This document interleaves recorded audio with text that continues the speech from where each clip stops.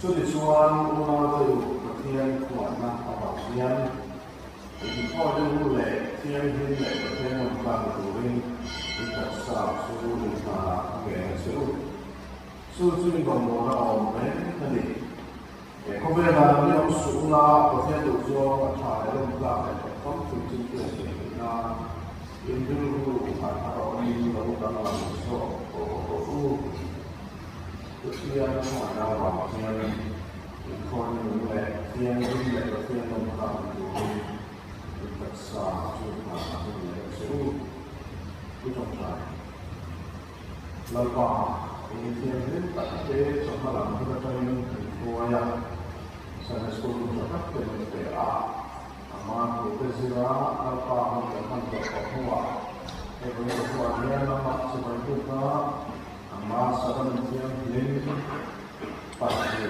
dibuat sesuatu, sampai boleh cakap dengan PA, kalau PA ini kalau maksudnya, dewa yang mana apa boleh, kami tidak baik. Kondisi apa yang sebenarnya kalau kita itu kita ini sampai dengan kalau kita sudah jualan dan farang ini seperti karena ini proses akan doa jualan dan farang itu contoh akhirnya kita terlalu biasa nama soalnya itu ini kami soal kita kali soal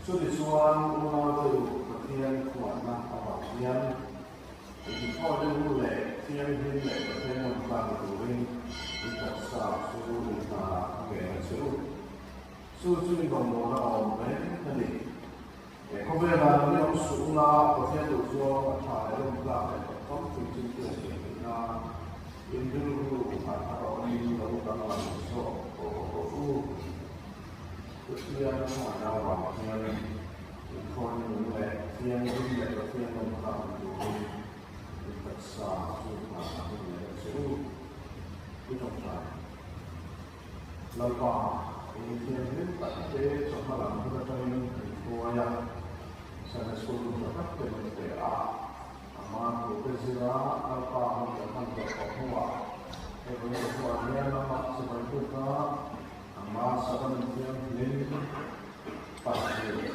dibuat sesuatu, sampai boleh cakap dengan PA, kalau PA ini adalah maksudnya, dewa tua yang mana apa boleh, kami tidak baik.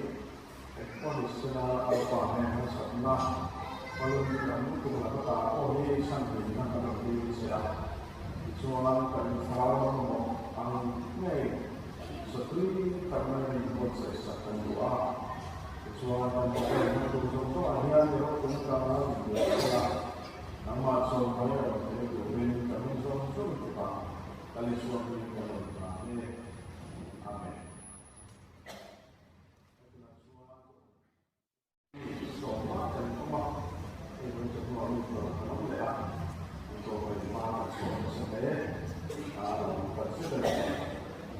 Penting sama hasil usul dari jalan soal dari asuhan.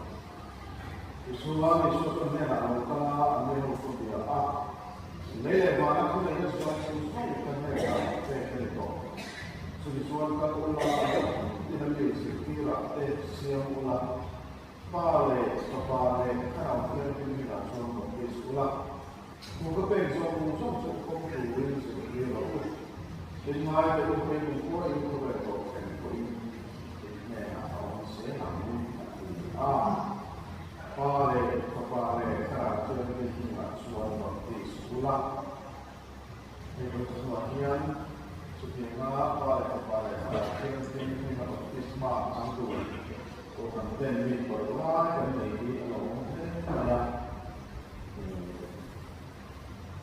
jelas sesuatu khusus Marilah Tết của mọi người và Christmas là tiệc của con đấy cái giờ tuổi là những mà thì mà cho con thì cái mấy cái đồ Christmas cái sáng là những cái kia rồi sẽ là đồ Christmas sáng là có là chắc chắn sẽ có cả con thì cả nên cho những cái kia cũng là cho đồ Christmas sáng là một có Tết là bao giờ cái Tết cái là cái là chuẩn bị chuyên chú là mà bây giờ phải là apa yang nanti terjadi itu ada saya tahu dan siapa yang berkorban saya akan aku nak sampai ya itu semua semua itu sesuatu itu tidak ada orang tidak semua orang saya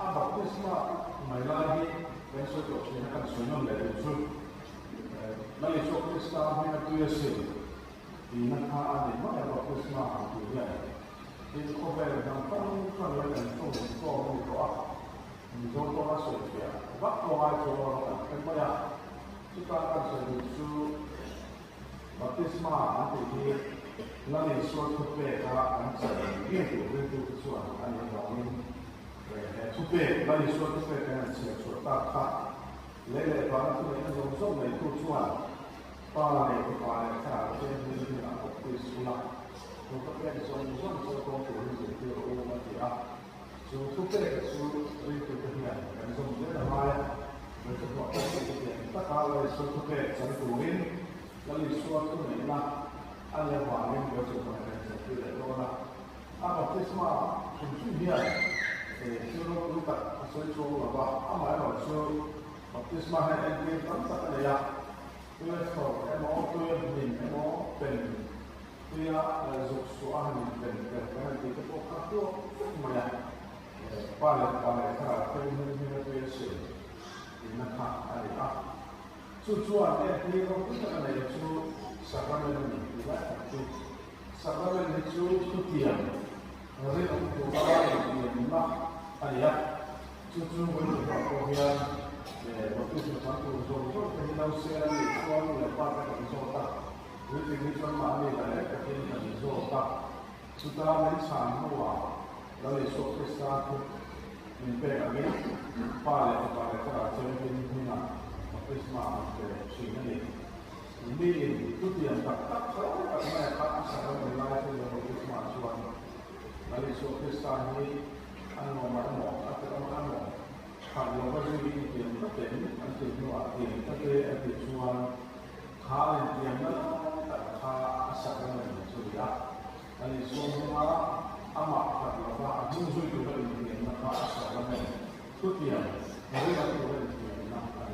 Kalau saya kalau anda sedang ingin kalau sukses kalau ini aku seperti nunda parte dari yang terjadi kan yang terjadi itu WhatsApp waktu semasa ini.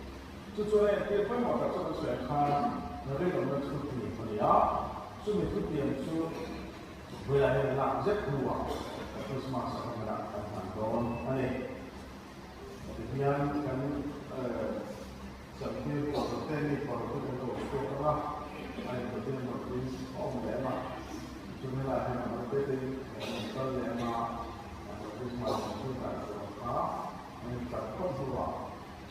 Anh có được lại là tôi sẽ là một trong mọi nhân và sự thực hiện này của người học dùng số về thực hiện để thực hiện là cái chuyện này là cái công cụ người Việt Nam là lúc cái đầu tiên đây là từ mà xuống trong cuộc máy để thực hiện số lượng của chúng si ở những lùa apa sih sebetulnya yang lebih maksimal adalah lalu muncul apa mahu tak anu bagai sakit ada dia lalu zamoni apa wah anu lebih jadi ada dia lalu misalnya apa lalu kuliah ada zamoni ada dia mana ada kuliah apa lalu kuliah lalu ini apa lalu sekolah mungkin kita akan apa lagi anh một đoàn sang về đi đến hết cả đầu tiên mùa là không mùa này anh một đoàn cũng chưa anh một đoàn cũng sang mùa đi anh một đoàn sang đi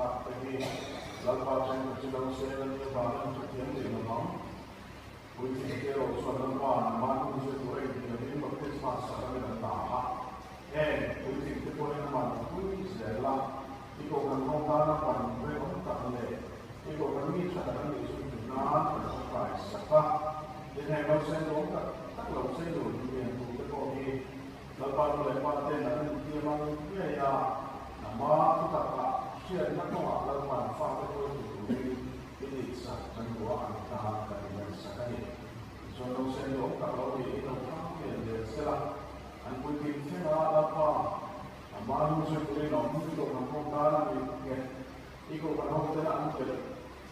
Kutiangan contoh ini oke, ini tu kan waktu sini ada saya aku itu ada waktu itu kan sebelumnya. Kutiangan malah itu semua kita mengenai, kita kan saya itu tahu.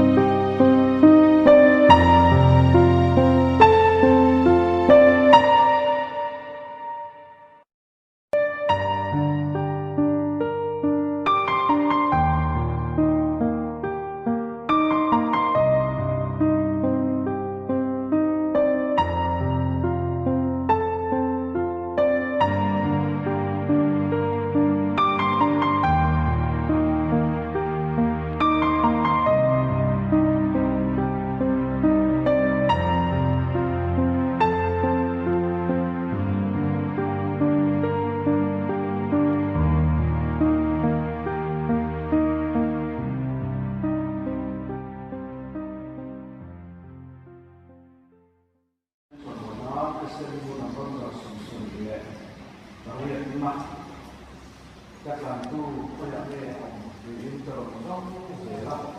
Cái đó tiêu của lý về bộ sẽ phát các sản phẩm vào một cái để làm cái xã và cái sản xuất qua đây nó qua làm việc. Tiếp theo là việc chuyển thọ của nó hay còn thọ là phòng thực tế là phòng của anh ta sản xuất quả ada beberapa bagian yang dimasak semuanya. Memang tak semua itu yang ada usaha. Kau tentu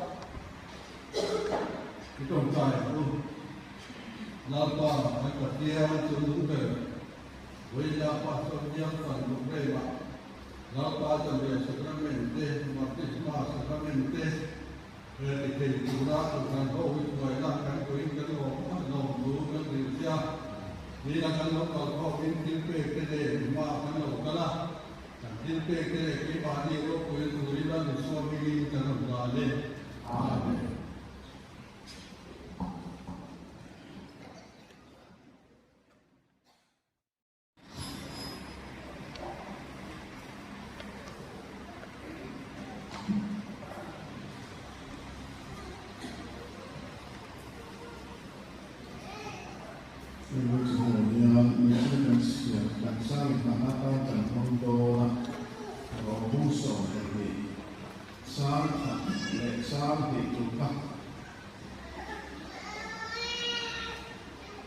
Thiên không phải nào bằng thiên đến thôi là ngu lệ thiên linh lệ và thiên mông pháp là tổ linh đi thật xa chui vào đã có thể được chịu chịu in phòng đó là ổn đấy nghe đi thì anh đi cái sau đó mình phải kia luôn biết tầm đó ý tính anh làm rộng in làm xuống hỏng đấy thì ở trong thì cái gì chúng ta chuan thì cô quan thì làm như làm chuyện là hoa cô làm chuyện là chuan nó khoảng cái dùng dụng này nó chẳng biết mấy anh ông mà chúng ta làm chuan cô thì làm rộng in nếp để các tiền hạ làm rộng và thì cái gì mà sẽ khăn của chúng ta làm chuan nó khoảng cái này nó chẳng có tất chẳng một cái ông tập có được cái này là ông ấy nói sư baptisma sẽ có những cái nó làm phan now cái lúc xây na lúc cuối thì thiên nhiên cái này số Christa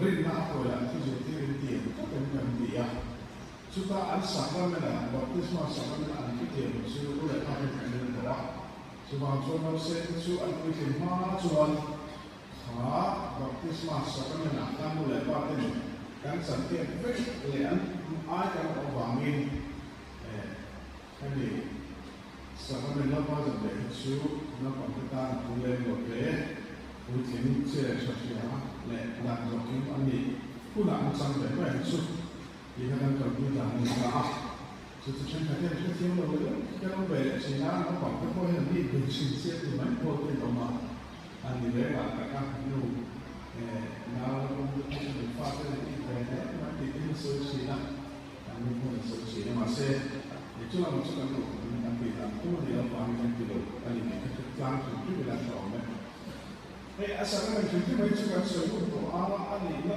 khi cái số phía dấu thì là sao mình hi Bible là trong các cái ông đi là vấn đề hay Bible ziat buku cái mau là asa mình thì là cái ông đi là mà sẽ environment của mình thì là cái này có cái tình xuân là lý do mình bị khăn rồi là lý do khăn trong các cái sacrament bằng này baptisma này là bao giờ để các bé chơi đi không thì nó cũng là tình xuân rồi mà sẽ Bible trong các sacrament thì không phải mà sẽ là trong vùng lâm trong sự xuân lệ anh ấy là xuân sacrament khá là biết mà riêng là một số tiền thì nặng anh ấy cũng sẽ phải chứ bằng xuân cái chuyện đó là cái sacrament cái chuyện đó và thiên không phải là mà important là thiên linh lệ long khác được đủ ra và thiên ta là mình phải làm cái sacrament chuyện đó vì các tập cho nên thôi là cái tiền đấy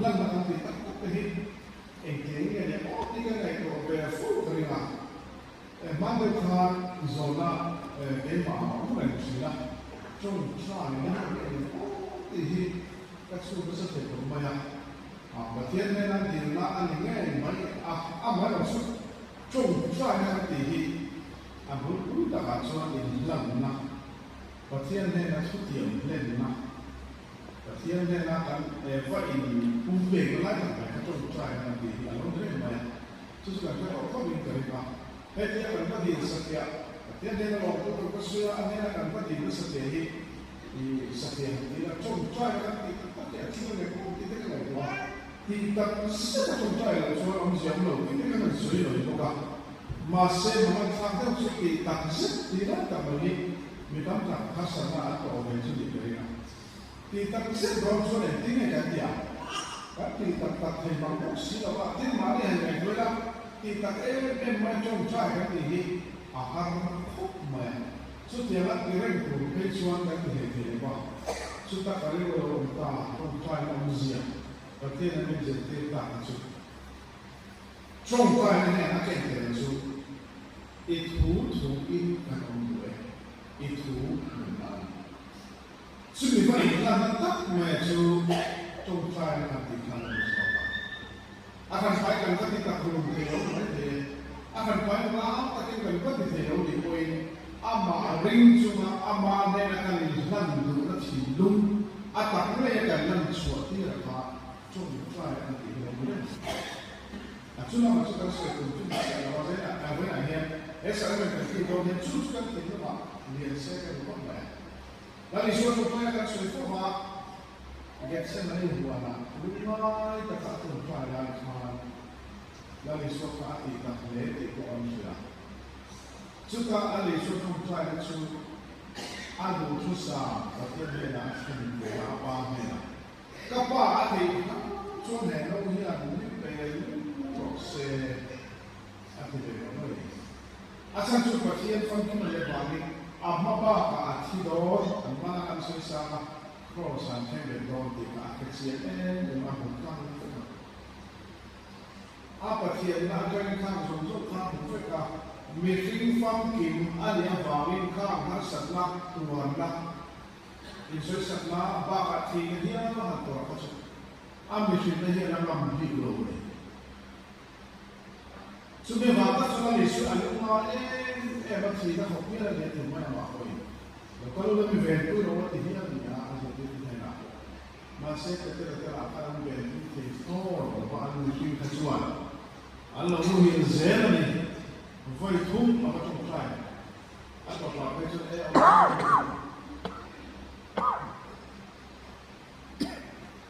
Tisa satu, kalau yang beda, tisa satu orang ini kan ada sudah sudah ada ujian tak macam boleh ya kalau kalau sudah sudah nanti macam mana Krista anu kami kalau dia boleh ya dari suara impact dari suara ini kan tak sah informasi ujian ini macam orang kalau kan lambi kalau suruh macam apa amalan suatu kok ai hal tu kan banyak dan saya kata itu di bagian mana aku tu sama sendiri kapa heno hidup tidak macam kamu boleh mereka sendiri banyak tidak boleh masih bagian kamu tak masuk sudah Iswa Islam itu bukan mereka ya boleh kita hidup dia sekarang kita hidup dia kita hidup dia di masa ke tu ni lagi nama tu terus sulit lantak mai dunia boleh dia sekarang ni nak ken tu dia bapa mak Allah tak tahu soal itu orang zero itu orang kan itu tapi ni macam sudah mai sekarang ni nak ken mereka ni malah tak tahu tu yang itu sebenarnya nak akan boleh dulu ada tu sebenarnya campur suam, ini kan tidak don. Itu ada ujian ini bagian nomor ni tu ini tak sah sudah nak kami ada cuci. Adik tak ada cuma ni siapa yang tak sah dulu tu akhir ni tahu. Mau akhir ni tahu itu akhir ni tahu tu dia. Asal tu mesin kan ni bangi. Ada isu nak berapa kan politik sekali apa mau kan sudah nak kan jangan kau nak asyik ni kau macam cuma kan dia bukan taksa asyik ni info dan kemudian itu kau lagi yang bukti asyik ni kemudian taksa ini adalah itu cuma dua orang yang bukti itu yang kita Hesa kami panggil bocor luar yang lapar tak kena boleh. Lali so san tam ta hian akin azau em moya ma se voina kan rinwa sin chu mali si na te on ti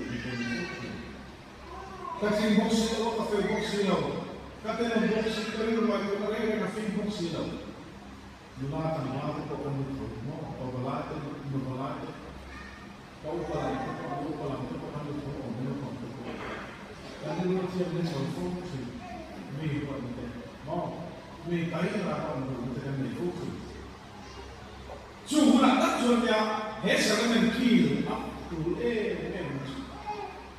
Rindu aman nei ko chuan voina hian Chris ka adun tham nei ko te hian pathian ko ai da wang liao le ma tu khet ka ni wang mi voina hian in thon lu tiam tin pathian no ka te ri in tak sa chu ha te ko kon ya ya ta ni in tak sa i rindu ka ko tiam ni lo mai te voina hian in thon lu pathian no ka ko ni lo mai te Masih mau banyak kali hilang di Indonesia. Apa ini katakan doa? Apa mereka katakan doa? Subhan Tuhan apa ini peraturan Israel? Di masa dia sudah benar tu masih dia ini lama siapkan. Boleh hari ini macam dia macam apa lagi? Ini nama kita siapa? Perhatian dia. If you want to go to ini rumah tiang ni bapak ini kalau kau asal faham orang itu tiang. Sebab tak jual dia lagi suan. Mikirnya mereka ini jual dia sama. Mikirnya orang ni yang siapa? Ama ini kan kita orang dia kau punya. Sebab kalau maafnya mereka dua family, sekarang mereka ni lagi fokus, lagi fokus ni baru. Ada tu mana ni suaman. Sebab kalau kita dua ini, if fellow faham tak kan dia, sekarang ni kiri tu. Katian yang nova, katian yang tiang pun lim, katian fakir ni ada yang manfaat. So itu betul betul aja. Kau kamu tu nak bukan ni, awak ni kau bukan cukup ni. Masa pun buat, macam pasal dia orang ni sekarang kan kiri orang di bawah kamu, kan dia ni pun cukup ni. Masa itu kalau sesuatu Pasien dia, ama miri, ama tangan tu le, ama tangan impesen tu kami soalnya iklan punya dia. So bangsa tu mereka sanggup dan suap dengan suap, ama hendak hendak saja yang perlu emang. Masa tu kan iklan pun belum tentu berkala pun yang suka suka iklan.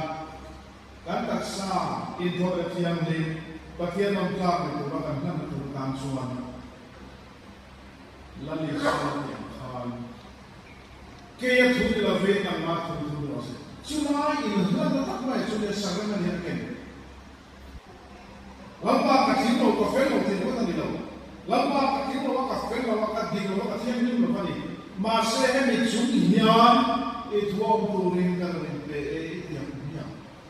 Itu sangat yang ken. Sebab tu orang yang family mak tu semua yang sangat yang family tu kalau tu nak kan dia. Makna kami dia taknya yang sama. Sangat yang family yang kau lepas siapa ni kau Kari rumah itu kare afim lo. Nula sampai kau mati ni pandai siapa kau mati kau ni. Sunai pagi tak kau mati, boleh kisah ada kau ni. Semua mati ada kau. Kari rumah yang ni kau tak Tiga rumah tak Ayah saya kau mati kau ni aja. Sungguh acara apa kafe lo apa kering lo ni kesiapa.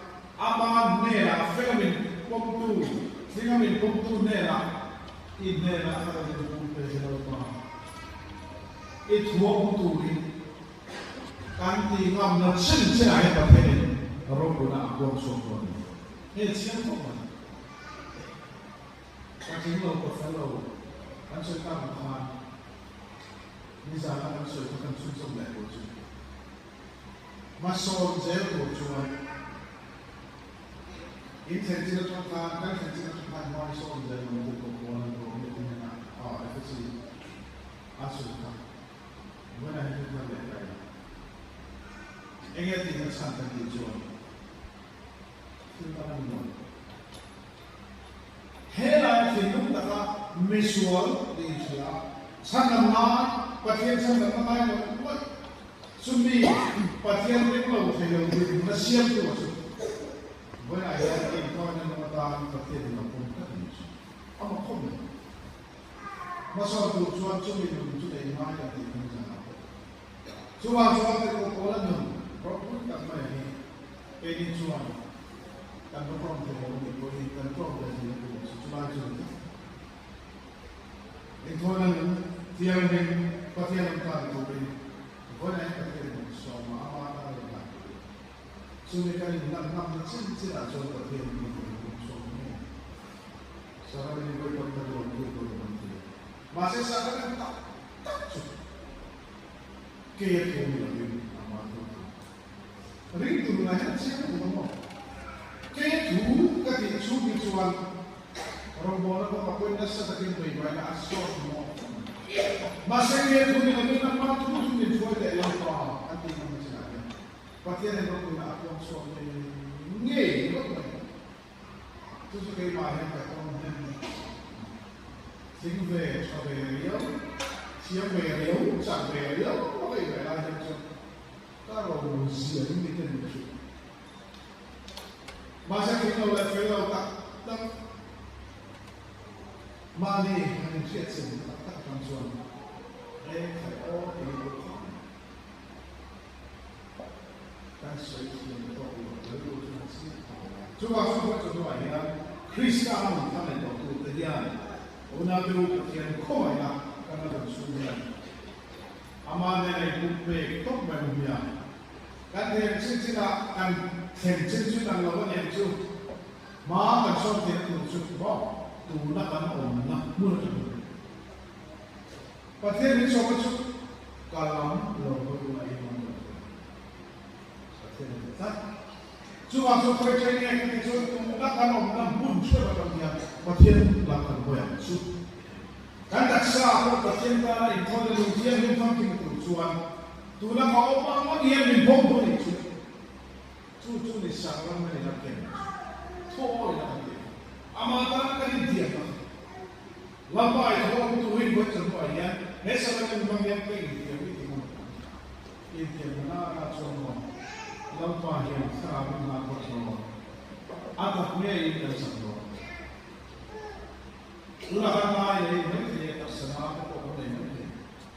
Kau main tersenama ini. Rumah tu kau ini. Buat contoh pasal itu, hera Yesus Kristus disediakan di dalam trio aneh itu. Cuma sekali kita tinggal di rumah itu, kita imam kita harus sungguh-sungguh. Kita senang sungguh kamu. Lalu Yesus Kristus disediakan di dalam trio aneh itu. Kan semua itu Tuhan sahaja. Amal mereka dalam macam sedang kita tidak mahu. Kalau Faridam mengenali Kristus, suatu esok ini bangunnya lakukan memilih.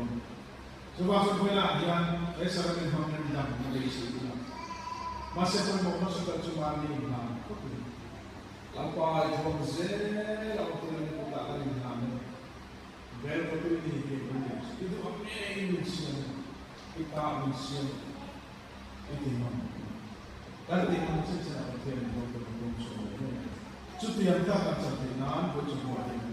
Sebenarnya, asal orang cukup kita tidak berpikir, orang tak boleh berjumpa. Masa Yesus Kristus disini tentang Muhammad. Ihasal ini mana sungguh tentang Muhammad. Coba boleh hendak berkiu, naikuri, apa mereka sampai lah. Sebenarnya kami lakukan itu ambil kecuali katak sahitan rindu untuk satu rindu ini. Sudah yang mana kita nak pergi dalam konsul. Aku tidak akan masuk. Amin. Masuk. Lupa. Itu dia akan kami kita berbicara. Itu kami itu apa? Kita sebab tak boleh dalam pengakuan pemahaman itu. Buat semua nama sampai chặt cái số ta cái câu văn nô ta nó số mà chẳng thì cái sao đó là công khẩn ta làm mà cả số tự tự thì cái tự tự nhau ta đi số thì nó là tự tự số amen cái nó quan thế nó quan trọng là cái tự tự là một số mà số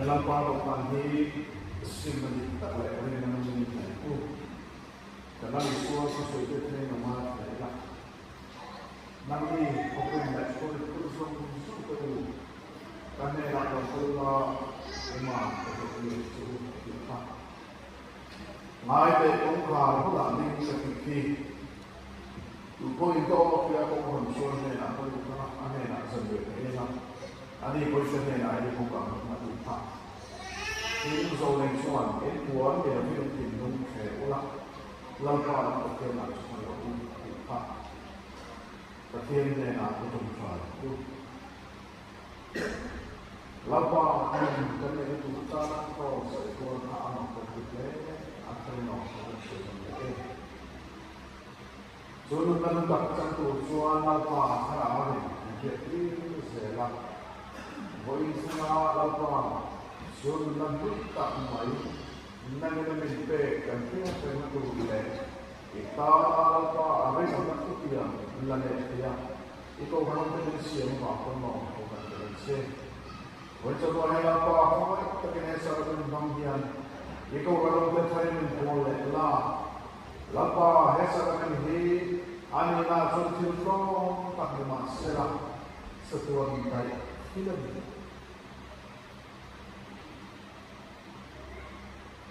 Jika tuan baik film tak dan sendirian apa, ikut kalau kita also tak sendirian se. Kau ini kita apa? Esok kami bangun itu orang hotel buat kami lah. Esok kami download tentang dalam kami selah. Ring kita tentang ni kami selah. Macam tentang sama kami selah. Mifellow down film not noticed. Ringa came down here, no one more was it. It is a little of our Tata, but coming. Done nothing to his name, I'm not going to as I remember, Mamma Pie, anything important for us to win. We call it out this story that I'm going to say, amen. Nanti kalau pada sekolah nanti orang sana sekolah kamu orang terus berdoa. Ini kita sah di mana kita suni. Mungkin lawan ini kita berdoa kita. Ini pun yang sangat terlalu penting. Ama nanti dengan ni, ama orang kalau yang mencuci penjenga jenderal dengan te. Rohut kita lalu kalau nak base ini nombor kita dengan te. Lalu kita kata manusia itu amin.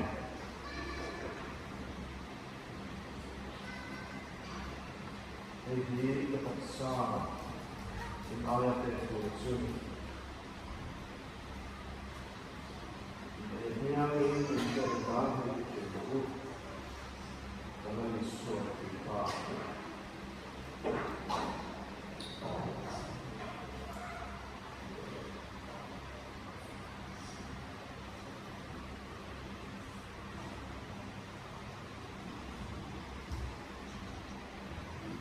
Ini pun dalam waktu perempuan yang sama.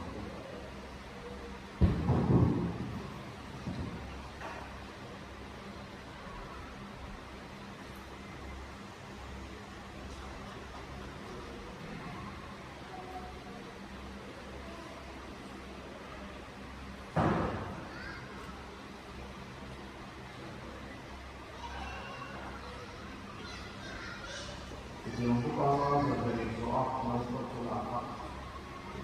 Yang ini sesuatu yang haram, insultan suatu untuk itu.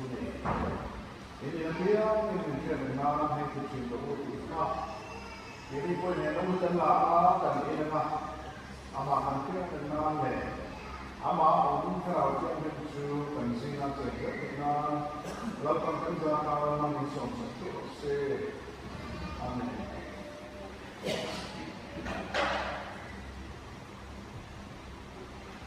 Ini kisah kalau Insur tanah suap turun, insur ani.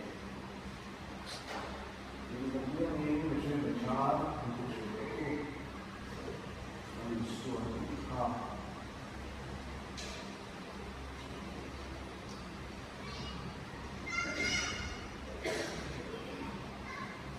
ini poin dalam apa poin penjelasan.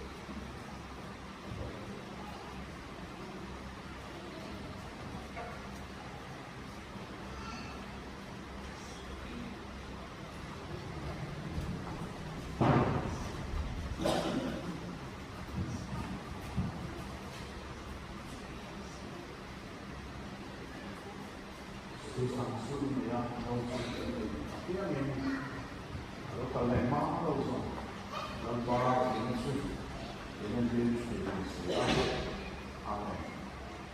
Jangan sedang tersa, orang yang jadi orang kemudian ama itu masuk orang tersa, ada rumah itu ada yang itu berbuat masih tuan kemudian tetap kalau orang ante kami nak ante dan soalnya kan lu contoh yang kejadian pembuli di tempat buli pada ini soal itu yang semua ya terus sampai ni lah soal dia ni kalau pada mana urusan lalu si besok dia siap amin.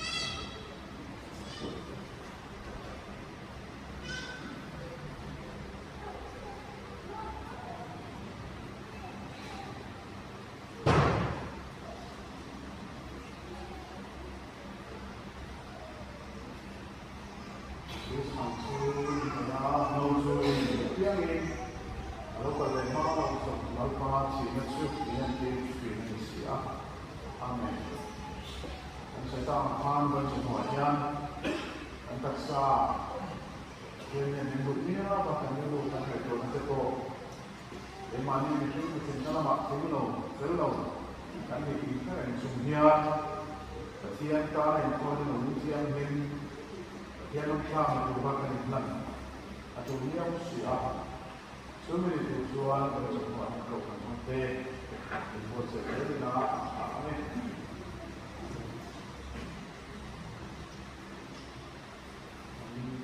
pulang dan beruna para saat sering berkuana kesan itu di Kosmaluang Khan seorang kami seorang yang santir di mana saudara pemukul